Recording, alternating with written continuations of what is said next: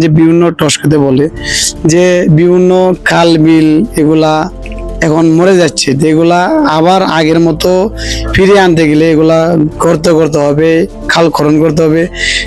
তাহলে আগের মতো যে মাছ, এখন কিন্তু মাছ আমরা আগের মতো পাই না, এগুলা খাল খনন বা বিল টান হয়ে যাচ্ছে, এগুলা কারণে কিন্তু এই প্রবলেমটা দেখা যাচ্ছে। তো এর পাশাপাশি দেখলাম যে দিরাইশালা রাস্তাঘাটের বিষয় নিয়ে কথা বললো, তারপরে যে অনেক হাজার হাজার যুবক বেকার আছে এগুলা নিয়েও কথা বললো। যে একের পর এক যেগুলা কথা বলতেছে সব প্রত্যেকটা কথাই যুক্তি সম্পর্ক গুরুত্বপূর্ণ।